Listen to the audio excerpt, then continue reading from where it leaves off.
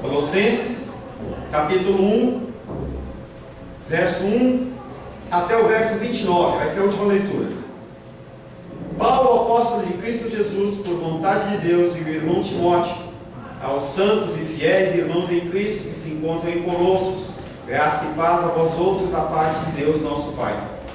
Damos sempre graças a Deus, Pai de nosso Senhor Jesus Cristo, quando oramos por vós, desde que ouvimos da vossa fé em Cristo Jesus e do amor que tendes para com todos os santos, por causa da esperança que vos está preservada nos céus, da qual antes ouvistes pela palavra da verdade do Evangelho, e chegou até vós, como também em todo o mundo está produzindo fruto e crescendo.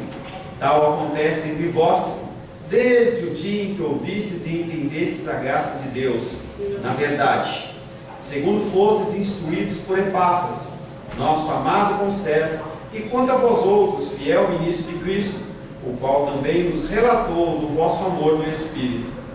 Por esta razão, também nós, desde o dia em que o ouvimos, não cessamos de orar por vós e de pedir que transbordeis de pleno conhecimento da sua vontade em toda sabedoria e entendimento espiritual, a fim de viverdes de modo digno do Senhor para o seu inteiro agrado, frutificando em toda boa obra e crescendo no pleno conhecimento de Deus, sendo fortalecidos com todo o poder, segundo a força da sua glória, em toda perseverança e longanimidade, com alegria, dando graças ao Pai que vos fez idôneos à parte que vos cabe da herança dos santos na luz.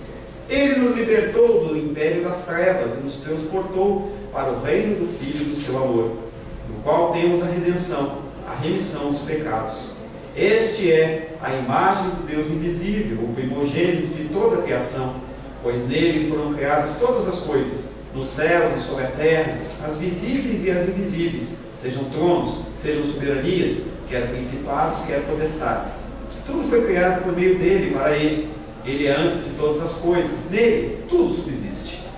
Ele é a cabeça do corpo da igreja.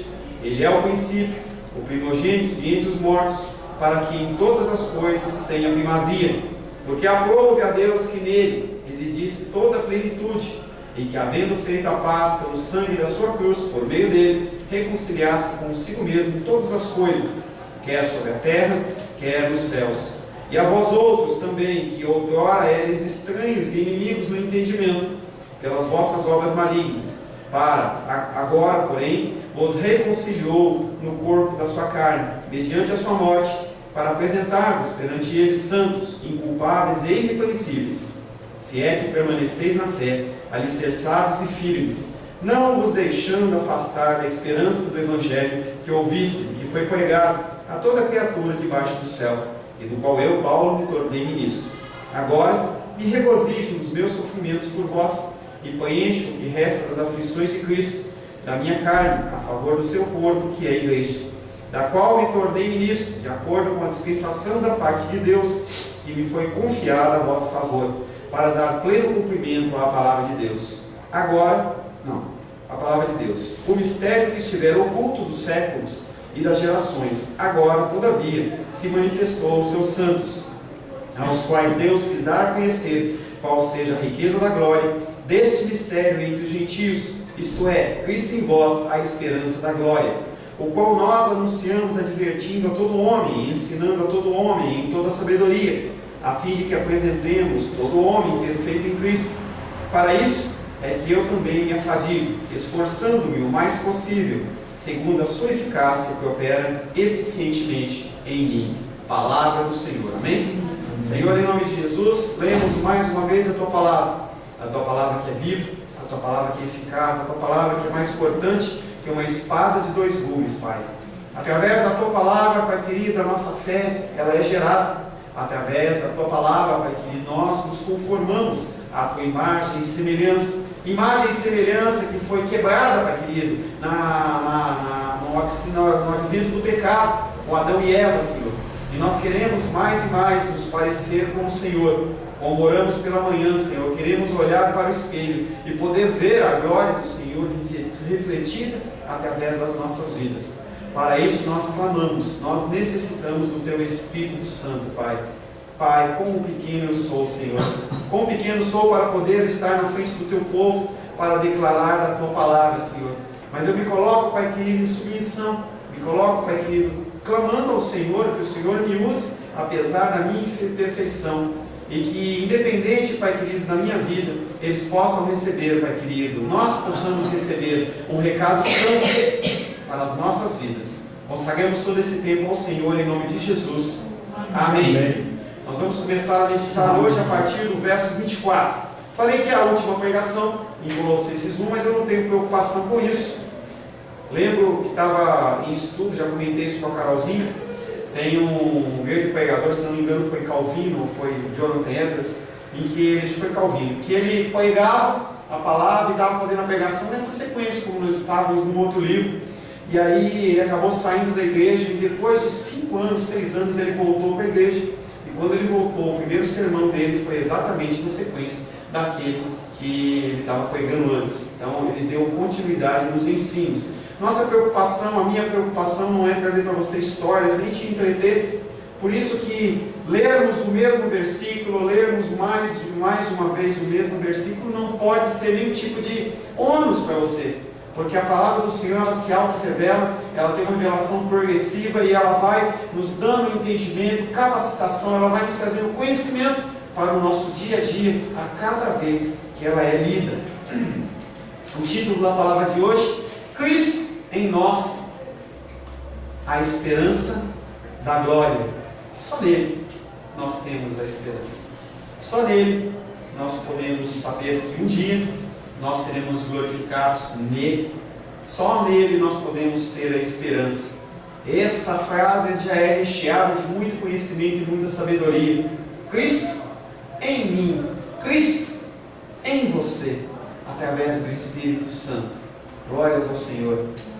Colossenses 1:24 diz: agora eu me regozijo. Ele não só se regozija, ele se alegra.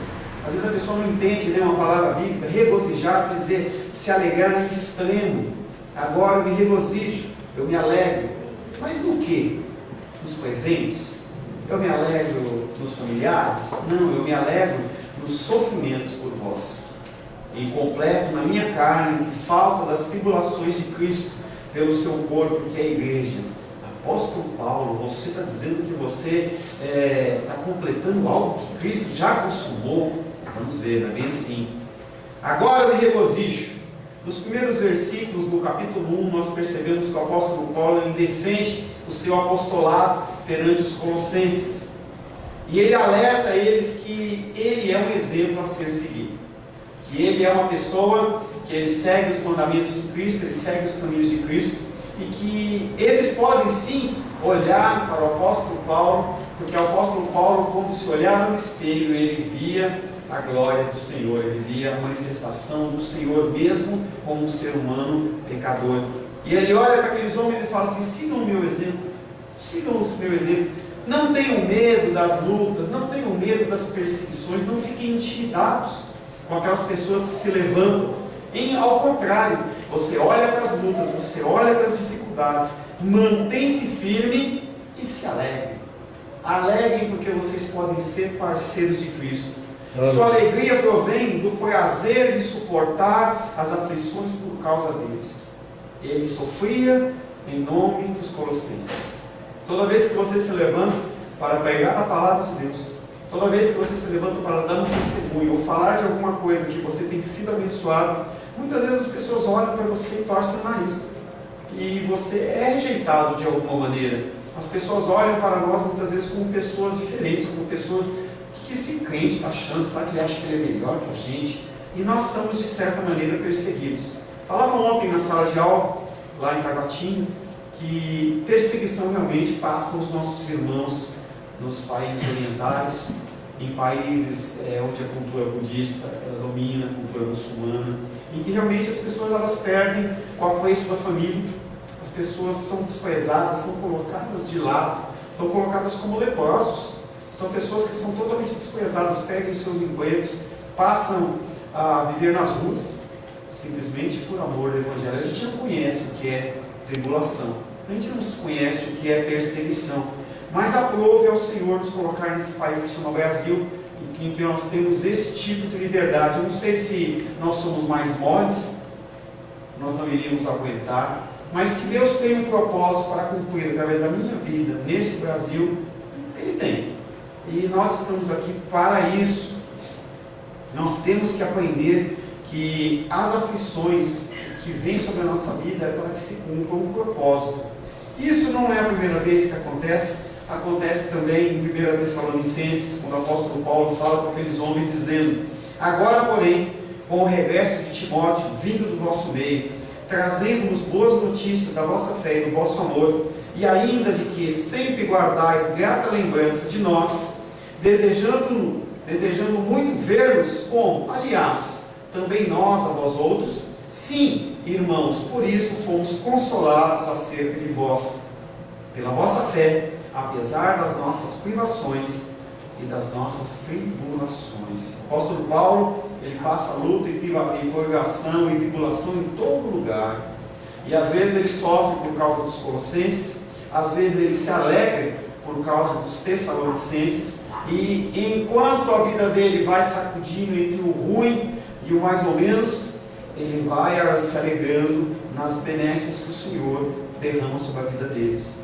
Tempos de refrigério, nós falamos no início de Colossenses, o Senhor nos dá tempos de refrigério. O Senhor tem dado um tempo de refrigério, por exemplo, na família da Gildinha, com a vida do pequenininho, como é o nome dele mesmo? Do Luiz Henrique. Isso é um tempo de refrigério, entendeu? Eles passaram por um tempo de luta e dificuldade, e o Senhor sabe que o nosso corpo, o nosso ser não suporta. Ele sabe até onde nós podemos suportar, e Ele nos dá tempos de refrigério. E nós temos que glorificar o Senhor tanto na luta, como também no tempo de alegria, no tempo em que nós estamos nos regozijando, no tempo de refrigério.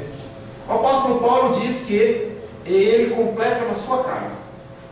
Se a qualquer apóstolo, qualquer homem de Deus falar assim: eu estou completando o sacrifício de Deus, a dor de Cristo, na minha carne, a pessoa vai falar assim: que homem soberbo. Mas na verdade o apóstolo Paulo aqui, ele não está dizendo que estava faltando algo que Cristo cumprisse, porque Jesus fala no livro de João que quando pois Jesus tomou o vinagre e disse: está consumado. Esse está consumado é que não havia mais nada a ser feito, mas Cristo morreu, Cristo ressuscitou e Ele voltou, está sentado à destra do Pai, e não, na terra fica a igreja.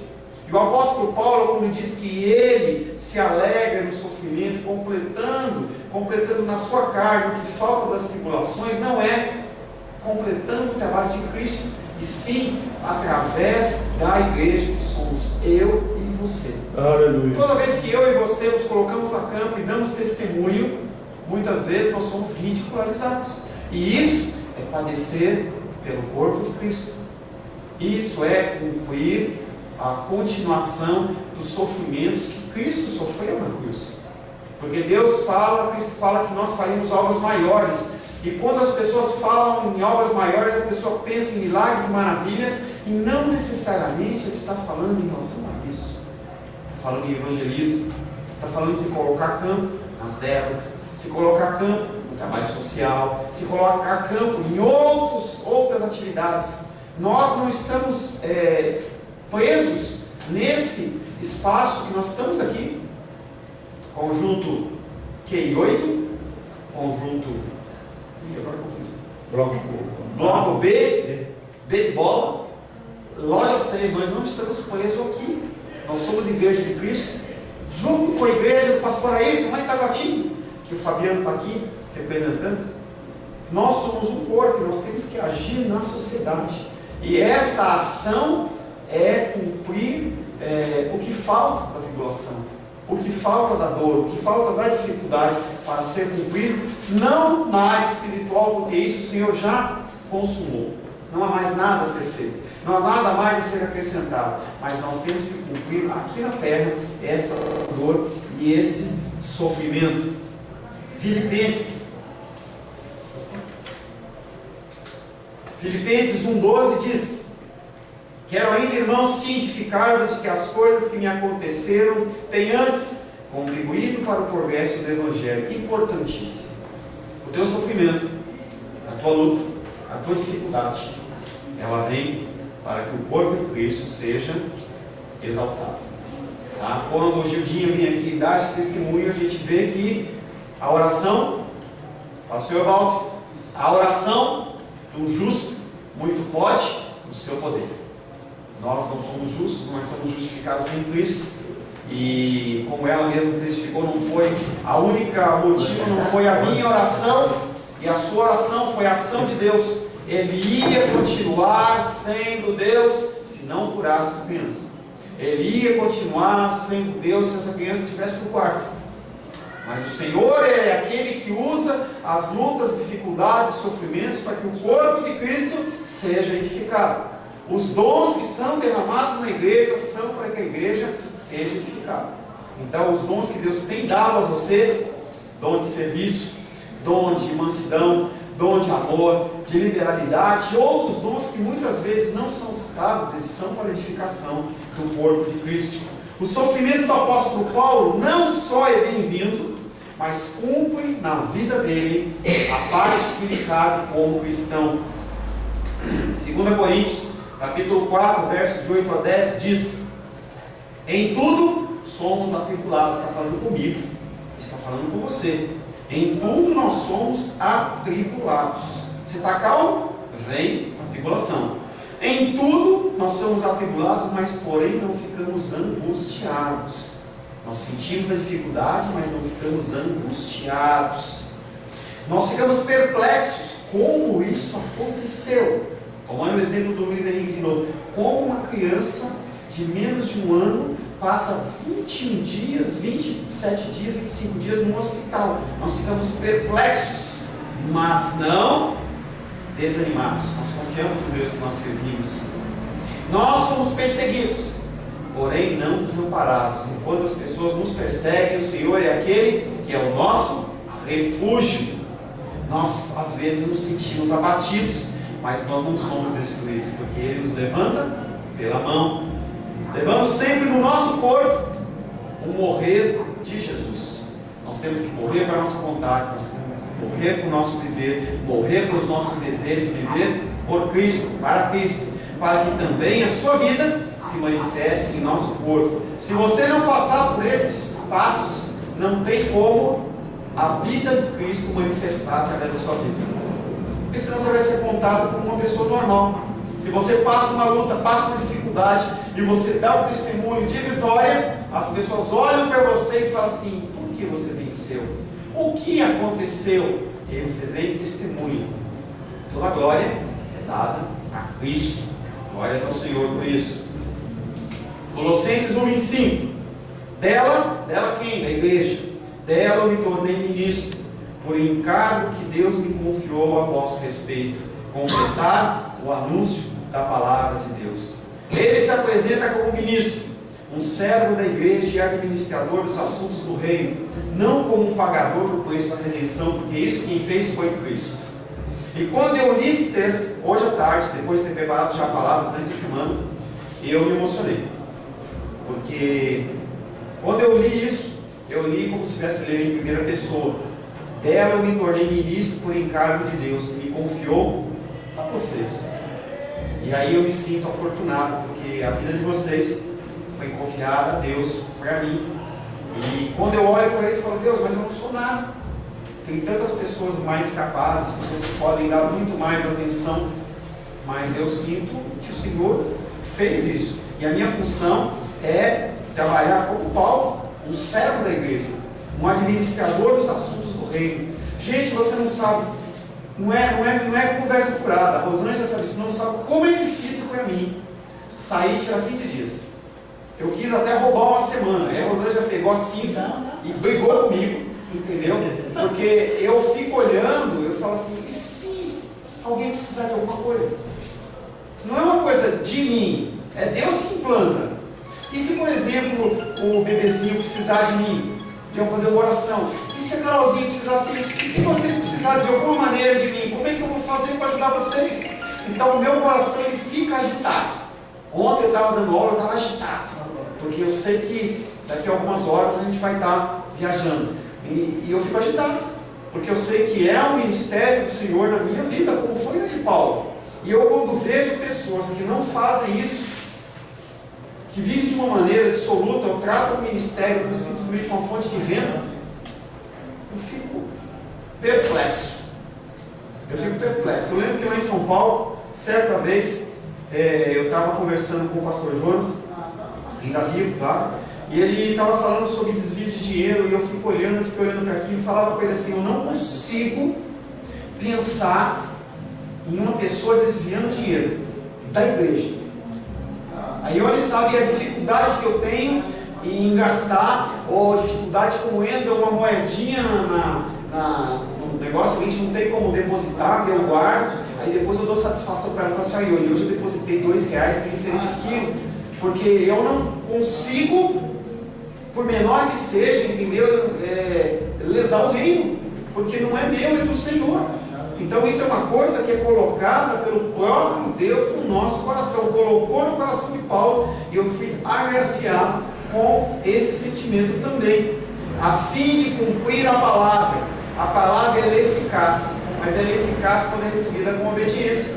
Se a gente somente recebe a palavra de Deus e não obedece, nós somos encontrados como aquele filho que diz que não vai, não vou, mas vai, e aquele que diz que eu vou, mas não vai.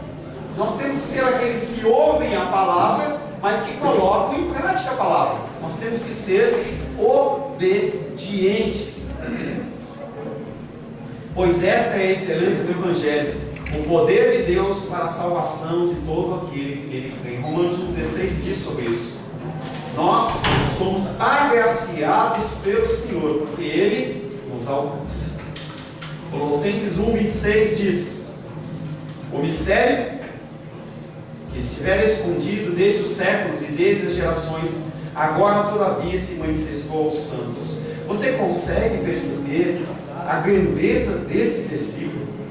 O mistério que era Cristo, ele estava escondido por séculos e séculos e séculos, por milênios. Esse evangelho escondido, as pessoas não tinham acesso a Cristo. As pessoas que poderiam ter acesso a Deus era apenas um pequeno grupo de pessoas dentro de um mundo inteiro, de um planeta Terra inteiro, pessoas espalhadas por toda parte, e esse mistério estava escondido. E agora, todavia, ele se manifestou, e ele ainda chama eu e você de santos. Ele chama eu e você de santos. O Evangelho, ele é apresentado como um maravilhoso segredo de Deus. Por isso que quando as pessoas cantam o melhor de Deus ainda está por vir, aquilo vem no meu coração, e a minha boca ela se enche como se fosse um vômito, porque como que a pessoa está esperando algo melhor do que o Filho de Deus? Não há mais nada melhor a vir, a não ser, não tem nada melhor que Deus possa entregar por mim e por você, a não ser o seu Filho amado que já foi entregue. Não é a sua saúde que é melhor, não é as suas finanças, não é o seu matrimônio, certo?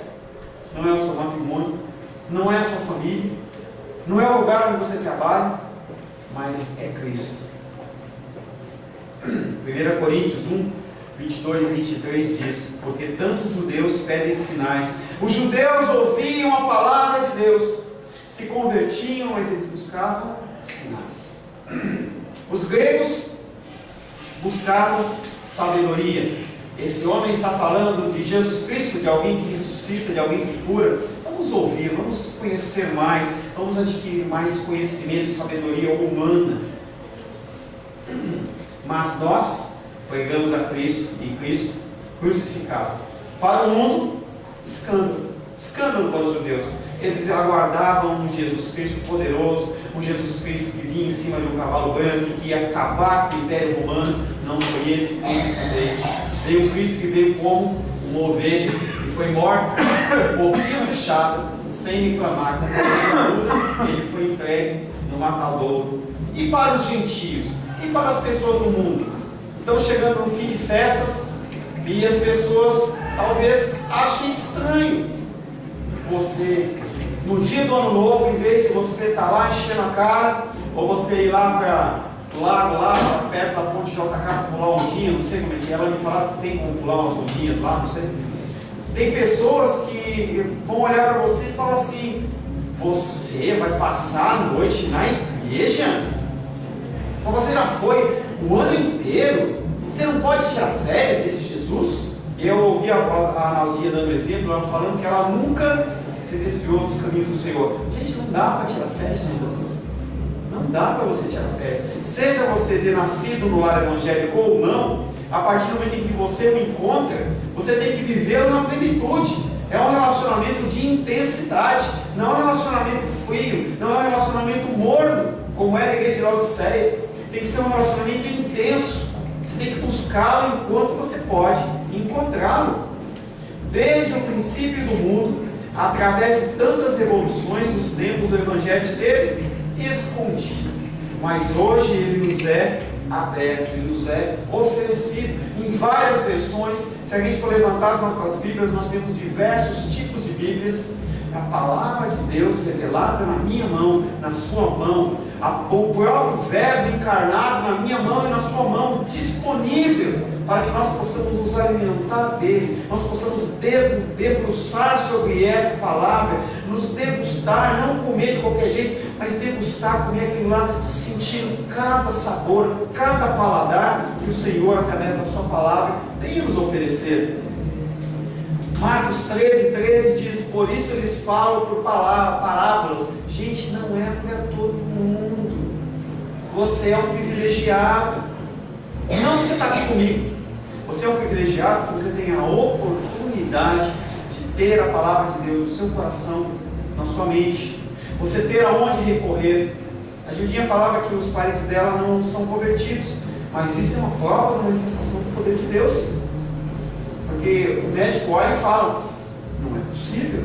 Gente, vocês têm ouvido o relatório de uma semana, cada semana, mas eu sempre estou ligando para ela, ligo para o Zé, e o prognóstico era aquela criança sair e ir para um quarto e ainda ficar um tempo. É um bebê, não é uma criança adulta que sabe dizer. Então, para o médico liberar, é porque houve realmente um milagre do Senhor ali, numa recuperação.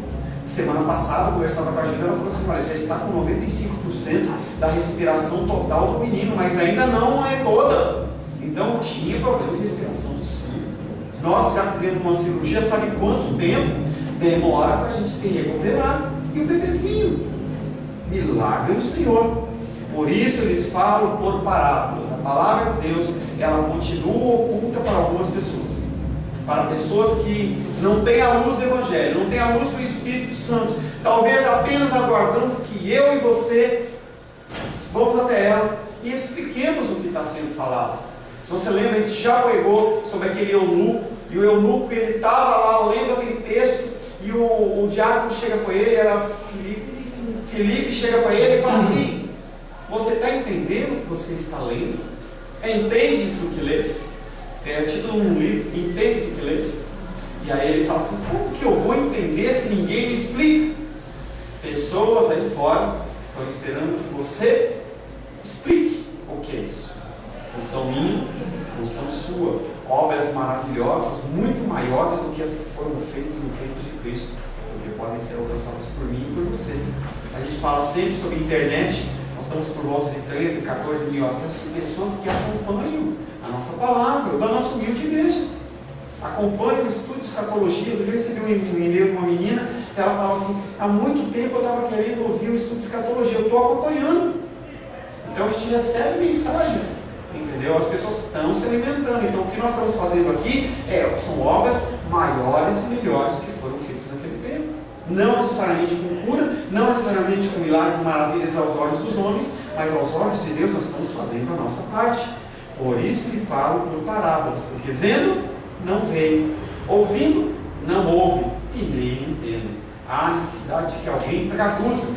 E mesmo assim, talvez algumas pessoas não venham a entender, mas a nossa função é falar, a nossa função é pregar, a nossa função é fazer discípulos, e se possível, trazê-los para a igreja, para que a gente possa batizá-los em nome do Pai, em nome do Filho e em nome do Espírito Santo. Amém, irmão Cláudio? Amém. Amém? Batizá-los em nome de selar a vida dessas pessoas. Em todas as épocas que precederam, isso nunca havia sido visto. O Evangelho revelado.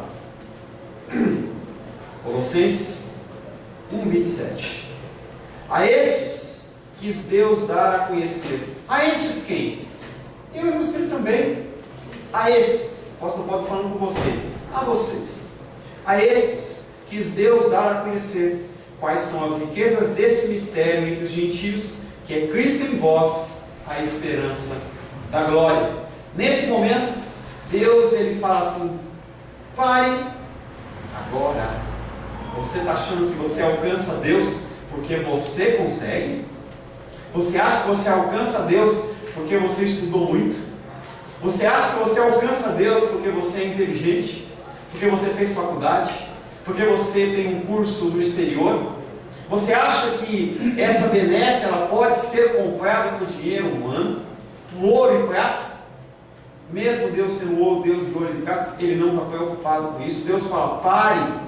Ele põe um freio na presunção dos homens e diz: a estes Deus quis dar a conhecer. Ele olha para mim, Paulo, e fala assim: Paulo, a você, aprove a mim que você conhecesse o Evangelho.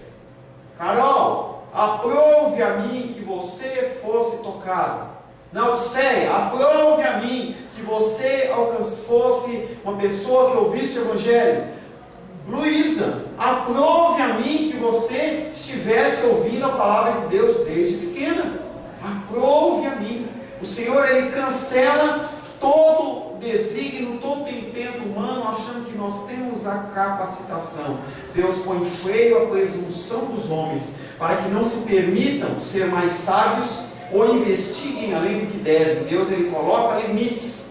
A pessoa ela vai recebendo uma revelação progressiva de Deus enquanto ela vai vivendo, e ela recebe a porção que lhe é necessária, não mais, não menos. O que é necessário, o que você recebe da palavra de Deus é o necessário, mas você tem que continuar buscando, tem que buscar o entendimento, buscar o que Deus quer falar com você através da palavra, pois a graça de Deus nos deve ser perfeitamente suficiente e enaltecida, engrandecida, com uma razão: simplesmente por existir. Nós temos que agradecer a graça de Deus, que vem sobre a minha vida, vem sobre a sua vida, vem sobre o gênero humano, que nunca fez nada possível ou passível para alcançar essa graça por suas próprias forças. Deus age porque Ele quer, porque Ele é soberano, não através da minha vida, não através da sua vida, não através de forças externas, mas Ele age porque Ele é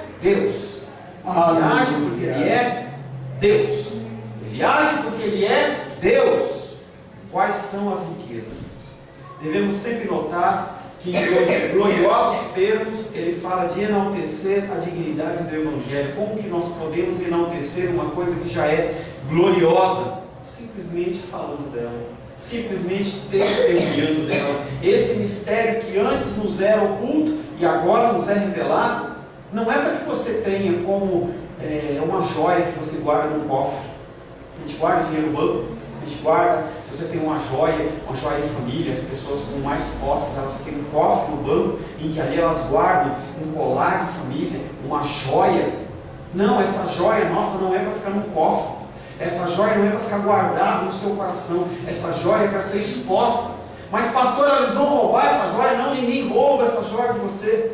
Ninguém tira isso de você. Porque o Senhor, que é aquele que te deu, Ele não permite que ninguém te arranque isso. Mas Ele permite que você compartilhe. E quando você compartilha, é que nem a glória dele. Ele compartilha a glória dele, mas não diminui. Ele continua com a mesma glória. E Ele manifesta a glória dele através da minha vida, manifesta a glória dele através da sua vida, através dos anjos. E Ele continua cheio de glória. Ele não divide a glória dele. A glória dele não é dividida por ninguém. A glória dele é fixa. É aquele valor que a gente não consegue nem pensar ou imaginar. Mas é algo que resplandece e enche todo o universo. Pastor, para que um universo tão grande para caber a glória de Deus? Mesmo assim não cabe. Porque o universo funciona apenas como estrado, tablado, piso dos pés do nosso Deus. Esse é o universo. O que ele dissera quanto aos gentios se aplica também aos colossenses em geral, e se aplica em relação a mim, e se aplica em relação a você. Portanto, ele diz que está em Cristo, com isso significando que todo aquele segredo está em Cristo, e que todas as riquezas da sabedoria celestial estão em Cristo. Tudo está em Cristo, porque tudo é feito em Cristo, através de Cristo, por Cristo e para Cristo. Estamos no Natal. Aleluia, glória a Deus. Nós não sabemos quando Cristo nasceu. Os teólogos dizem que pelo estilo de quando Cristo nasceu, como que era, a temperatura, eles falam de estrela, falando de réu, tem gente que estuda essas coisas. Eles falam que deve ter sido por volta de outubro. O pastor quer dizer que eu estou no engano? Não, querido. Não tem nenhum tipo de problema em relação a isso. O problema é se você deixar de glorificar o Senhor um dia qualquer. Ou você glorificar todos os dias, que seria o ideal. Quando você acorda de manhã e você fala: bom dia, meu Deus. Bom dia, meu Jesus. Bom dia, Espírito Santo. Parafraseando o livro Benihim. Bom dia, Espírito Santo. O Senhor, Ele se alegra. Ele é lembrado. Quando você passa por alguém e a pessoa não te cumprimenta, você não fica triste? Você acha que Deus, Cristo, mesmo na sua divindade, Ele não quer ser reconhecido por nós como seres, como pessoas que são dependentes dEle? Declare o seu amor, declare a sua dependência em relação a Ele. É assim que você glorifica o nome dEle, dando testemunho. Entre nos lugares e não fale para dentro, mas fale para fora, que a paz do Senhor Jesus esteja nesse lugar. Deixa a obra de Deus agir. Quando você for almoçar, você for jantar, abaixe a sua cabeça e agradeça ao Senhor pelo alimento que você tem, pela saúde. Permita que as pessoas perguntem o que você está fazendo, e aí você vai explicar para a pessoa o que você está fazendo.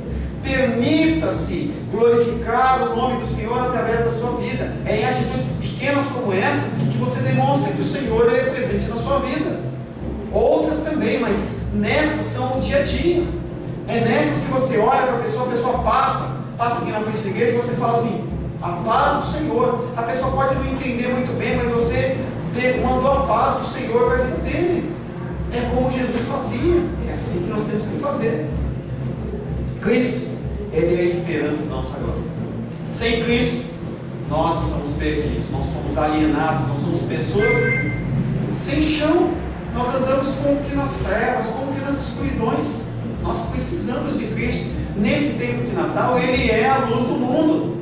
Ele é a estrelinha que está lá em cima da árvore de Natal. Se você tem árvore de Natal, a gente em casa não faz árvore de Natal, mas é um posicionamento nosso. Mas se você colocar uma luzinha lá, Ele é a luz do mundo, está representando Cristo. Não faça por fazer. Faça sabendo o que você está fazendo, dando um sentido para aquilo, para que as pessoas entendam. Conte a história do Natal.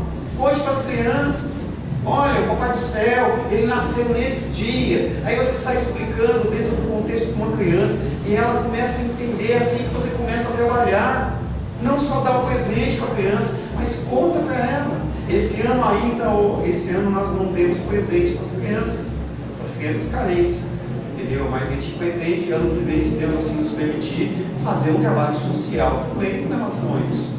Ah, meu pastor, você está comprando as pessoas? Não, gente, está trazendo amor para as vidas, porque você gosta de receber presente também. Ou você, quando você recebe o presente, fala assim: eu não quero. Por que você é fariseu? Que você quer receber o presente, e você, quando vai dar para o outro, você fica todo religioso. Não vou dar porque eu vou comprar alguém. Não é comprar ninguém, não, gente. É demonstrar amor por essas vidas. Às vezes, uma vida como essa, como eu estava conversando outro dia com o Ricardo lá da igreja do pastor Ayrton, as pessoas, quando bebem cachaça na rua, elas bebem porque ela não tem comida. A cachaça aquece ela e é o alimento. E aí o que acontece com os religiosos como eu e você? Vamos lá e julgamos o cara. As pessoas, elas têm carência de amor, de afeto, e a gente tem que ajudá-los nisso que a gente pode. Tenha sempre moedinha no seu console. Tenha sempre moedinha de 50 centavos, 25 centavos, R$1. Abençoe as vidas. Pare de ser religioso. Nós estamos em época de Natal. As pessoas dizem que tem um amor no ar, entendeu? Demonstre esse amor, mas um amor verdadeiro, como através de Cristo.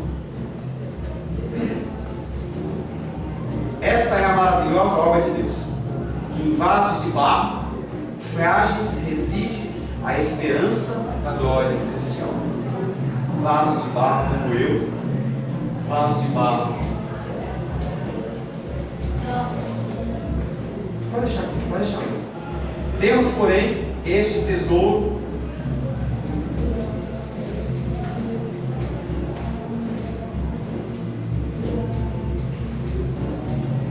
Temos, porém, 2 Coríntios 4, 7 diz: temos, porém, esse tesouro. Que tesouro? Cristo. Em vasos de barro. Eu e você somos vasos de barro frágeis. Essa semana, igual a semana passada, a nossa faxineira, ela quebrou 2 vasos. E aí, no primeiro eu estava lá no escritório, eu ouvi aquele pá.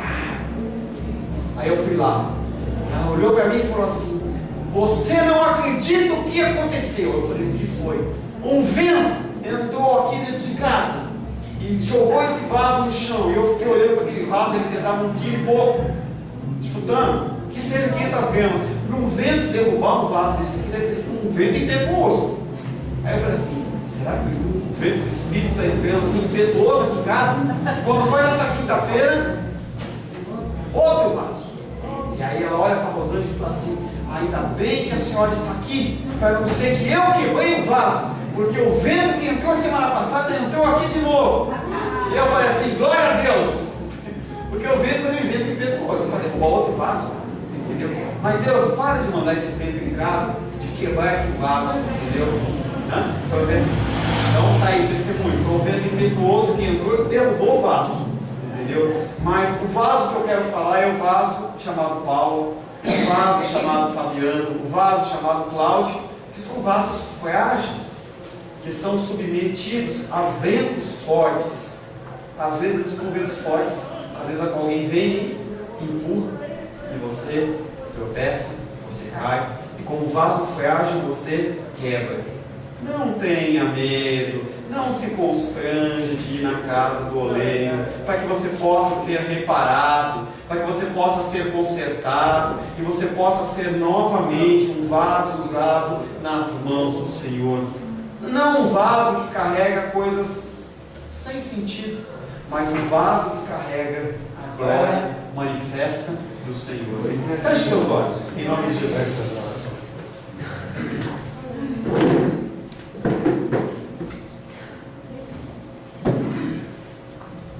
Senhor Deus, queremos colocar a nossa vida no Teu altar. Nesse momento, Pai querido, eu quero invocar a presença do Deus Altíssimo mais uma vez sobre as nossas vidas. Aleluia. Nós, Pai querido, que ansiamos, Senhor, pela Tua presença, ansiamos, Senhor, por sermos instrumentos da Tua vontade. Aleluia. As lutas, as dificuldades da vida, Pai querido, nos afligem, nos constrangem, nos enredam, e nós, como vasos frágeis, Pai querido, muitas vezes nos deixamos ser levados. A Tua palavra, Pai querido, diz que nós somos vasos. A Tua palavra diz que nós somos formados à imagem e semelhança de um Deus todo-poderoso. E nós queremos, Pai querido, nos conformar a essa presença, a essa imagem, a essa vontade, Pai querido, que vem dos altos céus e, Pai querido, nos constrange através do Teu Espírito Santo. Senhor Deus, sem Ti nada podemos fazer. Sem Ti, Pai querido, não podemos ver a Tua glória, não podemos ver a Tua graça. Sem a Tua graça, Pai querido, sem a Tua imagem, sem a Tua presença, sem o Teu Espírito Santo, nada temos a oferecer, Pai. Mas queremos, Pai, nessa noite pedir por mais de Ti. Nesse culto, Pai querido, que precede o Natal, Senhor, Pai querido, culto em que eu e minha família, Pai querido, nos despedimos, eu quero pedir ao Senhor que o Senhor possa, Pai querido, continuar com cada um da nosso grupo, Pai querido, seus entes queridos, familiares. Peço, Pai querido, que o Senhor seja, Pai querido, sobre a nossa fonte de renda, sobre os nossos bens, Pai, sobre a nossa saúde, que o Senhor possa guardá-los, Pai querido, sobremaneira. Quero pedir, Pai querido, que os Teus anjos acampem à volta deles, que o Senhor possa cobri-los com Teu sangue, fazendo-nos invisíveis ao inimigo, Pai. Afasta, Pai querido, toda tentação, afasta, Pai querido, todo jugo, afasta, Pai querido, toda ação do inimigo, Pai, da vida dos Teus filhos e das Tuas filhas. E que, Pai, esse lugar, Pai querido, possa ser um lugar para a Tua honra, para a Tua glória e para o Teu louvor. Te louvamos, Pai querido, por essa palavra que nós ouvimos, Pai. Pai querido, encerra a palavra aqui sem finalizar Colossenses, porque sei que o Senhor, Pai, tem mais a falar para nós, Pai. E que a porção dessa noite, ela foi entregue, Pai. Em nome de Jesus. Amém. Glórias ao Senhor.